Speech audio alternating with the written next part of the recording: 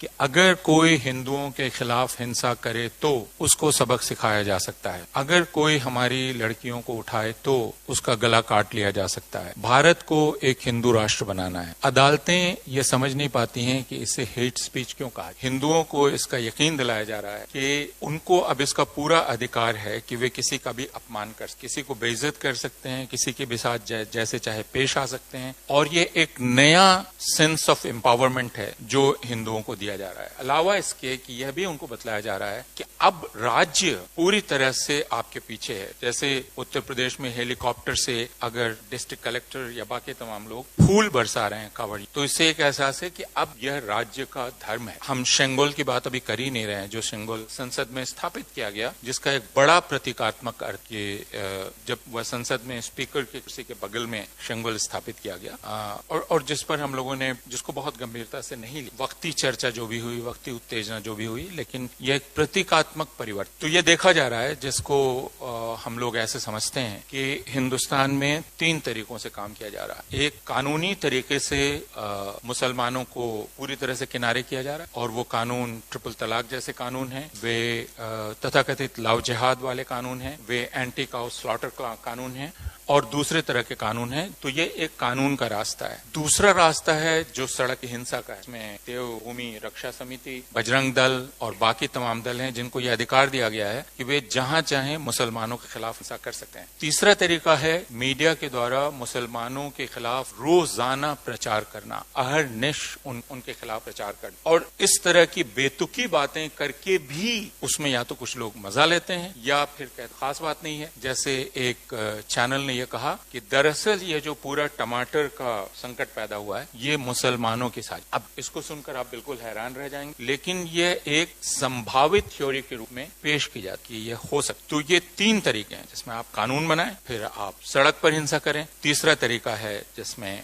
आप मुसलमानों के खिलाफ रोजाना प्रचार करते रहें। कल हमारी एक चर्चा हो रही थी जिसमें सिद्धार्थ वरदराजन ने कहा कि एक समय था जर्मनी में जब कहा जाता था ज्यूज इज न्यूज, उस तरह अब हिंदुस्तान में हमेशा मुसलमान को एक खबर के रूप में सामने रख कोशिश, जिसके चलते मुसलमान खुद शर्मिंदा महसूस करने लगे, खुद पीछे जाने की कोशिश करने लगे, खुद सारे पब्लिक स्पेसेस से खुद को विड्रॉ कर और सिर्फ जीने तक अपने आप को सीमित करना चाहिए और उससे आगे की मांग अगर वो करे तो उसको कहा जाए कि यह एक अतिवादी मांग। लेकिन मेरी समझ से यह सब कुछ बदला जा सकता और वो सिर्फ एक तरह। और ये मैं आखिरी बात अभी के लिए कह के अपनी बात खत्म करूंगा, वो ये कि अब शायद हमें बहुत ज्यादा की उम्मीद नहीं करनी चाहिए। यह कि हिंदुओं के दिल में मुसलमानों के लिए बहुत सारे पूर्वग्रह हैं, जिन पूर्वग्रहों को उन्हें दूर करना चाहिए। जैसे कि मुसलमान 4 शादी करते हैं तो हम आंकड़े पेश करेंगे और कहेंगे कि नहीं पॉलीगैमी में उतनी नहीं है जितनी हिंदुओं में है। फिर कहेंगे वो बहुत बच्चे पैदा करते हैं, तो फिर हम आंकड़े पेश करेंगे और कहेंगे नहीं फर्टिलिटी रेट देखिए अब यहाँ हो गई है, यहाँ हो गई है। इस तरह हम हिंदुओं के भीतर के पूर्वग्रह को खत्म करने की कोशिश, ये एक तरीका है। दरअसल मेरी समझ ये है कि हम इसमें यकीन करना चाहते, इसलिए आप कितना भी आंकड़ा पेश, हम उन आंकड़ों आप कितना भी कहें कि नहीं मुसलमान गंदा नहीं रहता है, हम उसको नहीं मुसलमान उतना गाय का गोश्त भी नहीं खाता है, हम उसको भी नहीं। तो इसका मतलब मैं आपके दिल को अपनी तरफ से साफ नहीं कर सकता, लेकिन मेरा इस मुल्क पर हक है। तो जो न्यूनतम चीज या अधिकतम जो मिनिमम है वो मैक्सिमम, वो ये कि अब इस मुल्क में कानून का राज स्थापित होना चाहिए। यानी आपके मन में जो पूर्वग्रह है वो पूर्वग्रह मेरे खिलाफ हिंसा में तब्दील ना हो, इसकी गारंटी की जानी चाहिए। और ये किया जा सकता है। ये कम से कम अभी कर्नाटक ने पिछले 2 महीने में दिखलाया है। कर्नाटक के 2 महीना पहले के कर्नाटक की खबरों को देखिए और अभी 2 महीने के कर्नाटक को देखिए, जिसमें कर्नाटक सरकार ने बहुत सख्ती से सारे हिंदुत्ववादी संगठनों को कहा है एक भी मसला ऐसा आया आपके साथ बहुत ही सख्ती से पेश आया जाए। और कर्नाटक में 2 महीना पहले जो रोजाना घृणा अभियान दिखलाई पड़ रहा था, रोजाना हिंसा की घटना दिखलाई पड़ रही, अभी 2 महीने से बिल्कुल खामोश। हम नहीं कह सकते आगे रहेगी कि नहीं, हम नहीं कह सकते कि राज्य का तंत्र रहेगा नहीं, लेकिन राज्य के मुख्यमंत्री और उप मुख्यमंत्री ने सारे पुलिस अधिकारियों और सारे जिला अधिकारी और सारे प्रशासनिक अधिकारियों को बैठा कर कहा कि आपने यह होने दिया है और आज से आप इसे नहीं होने दें। तो भारत में जो तब्दीली हुई है पिछले 8 वर्ष में, वो तब्दीली ये हुई है। और इस बात को भी कहा जाना चाहिए कि हम हमेशा राजनीतिक शक्तियों, कहते हैं कि पॉलिटिकल पावर रिस्पॉन्सिबल है, लेकिन हमें यह कहना चाहिए कि जिम्मेदार वो प्रशासक, वह पुलिस अधिकारी, वह जिलाधिकारी जो वहां पर है, और वो यह कह के नहीं निकल सकता कि ऊपर से आदेश आए। और अब यह कहा जा सकता है कि भारतवर्ष में कानून व्यवस्था की जिम्मेदारी जिनको है, उनमें से 90% से ज्यादा लोग इस्लाम, और यह एक बहुत खतरनाक चीज हुई है। और यह भी कहा जा सकता है कि भारतवर्ष में पहले जो अल्पसंख्यकों को विश्वास था सेना पर, वह विश्वास भी अब काफी। तो हम एक ऐसी स्थिति में, आगे क्या होगा कैसे होगा कहना मुश्किल है, लेकिन जैसे कर्नाटक में किसी भी तरह सत्ता परिवर्तन किया गया और कानून के राज को स्थापित करने की कोशिश की गई, वह न्यूनतम कम से जो अभी का मैं कहता हूं मैक्सिमम है, उसे अचीव करने की, उसे हासिल करने की हमें कोशिश, जिसको आप कहते हैं कॉन्सेप्ट। तो वो कॉन्सेप्ट क्या है यूनिफॉर्म सिविल? वो एक नाम है, एक एम्प्टी शेल है, और उस खाली खोल में आप मानी भर रहे हैं। मानी कैसे भरे जाते हैं? यूनिफॉर्म सिविल कोड की सबसे ताजा बात किस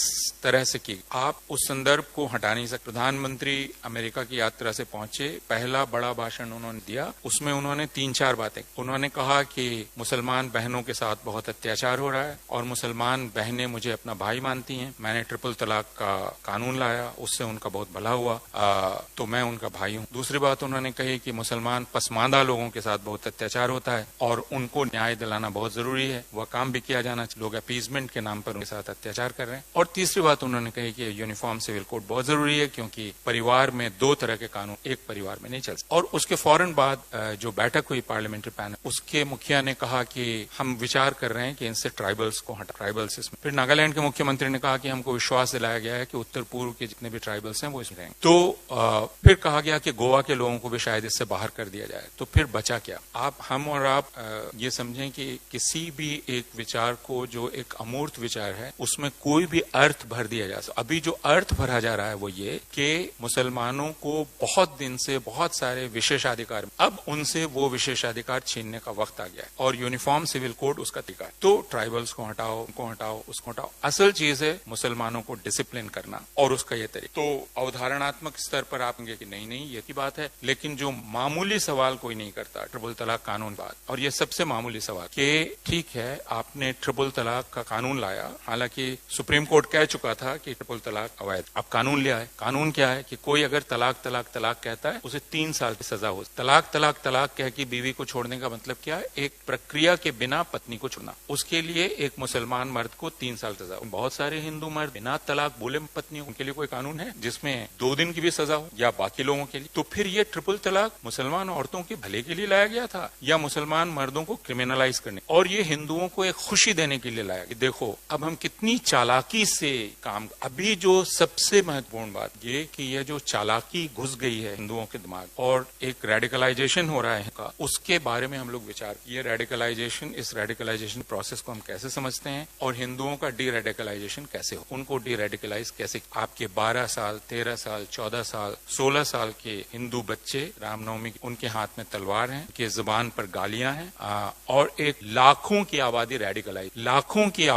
रेडिकलाइज हो रही है। कितनी भयानक बात। अगर ये समाज कहां पहुंचेगा कहना, लेकिन हम तमाम लोगों को तो इस बात समझना। अदालत को यह स्ट्रक्चरल वायलेंस या तो समझ में नहीं आ रहा था या अदालत इसको समझना नहीं चाहती। मैं दूसरी बात कहना चाहूंगा कि अदालत इसको समझना नहीं। दिलचस्प ये होता है, और यह बात हम लोग आपस में कर सकते हैं, कि जब अदालत में बेंच होती है और उसमें अगर कोई एक मुसलमान जज हुआ तो मुसलमान जज पहले ही झेपा हुआ महसूस, और वो एक झेपी हुई हंसी हंसता रहता है कि देखिए अब कितना एम्बैरस किया जा रहा है बेंच ऐसे मामलों की बात, और बेंच किसी तरह उससे निकलना चाहती है कि किसी तरह उससे निकल जाया जाए। जिसका मतलब ये है कि ये जो हेट स्पीच है, इस हेट स्पीच को हिंदुस्तान में कोई भी गंभीरता से लेने तैयार, क्योंकि उसे इसका अंदाज नहीं है या वह यह जानता है लेकिन इसको कबूल नहीं करना चाहता कि यह हेट स्पीच दरअसल मुसलमानों के साथ क्या कर रही है। और यह हेट स्पीच मुसलमानों के साथ क्या कर रही है, या अब उत्तराखंड में जाकर दिखा जाए। पूरे भारतवर्ष में अगर स्थिति देखी जाए, मेरी यूनिवर्सिटी में मेरे सहकर्मी ये बतलाते हैं कि क्लास में अगर कोई डिस्कशन होता है तो उसमें 5-6 लोग बिल्कुल खामोश, वे 5-6 मुसलमान 60 क्लास में या 55 क्लास में वो खामोश रहते हैं, वे इस चर्चा में हिस्सा नहीं ले। और यह चीज है जो हासिल कर ली गई अब भारतवर्ष में, और इसको यह कहा जाता है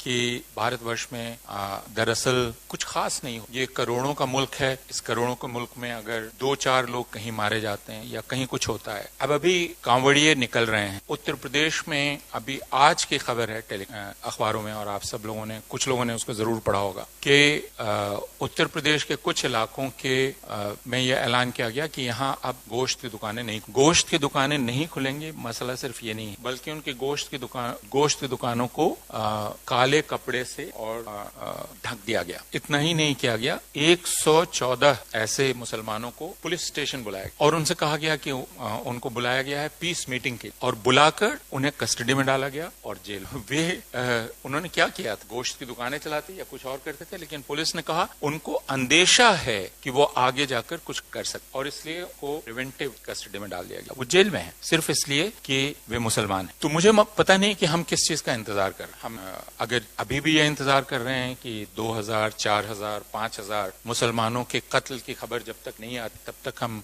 समझेंगे कि कुछ भारतवर्ष में नहीं हो रहा और सामान्य चल रहा है। तो भारतवर्ष एक बहुत असामान्य अवस्था में और एक तरह का मनोवैज्ञानिक जनसंहार भारत में चल रहा है।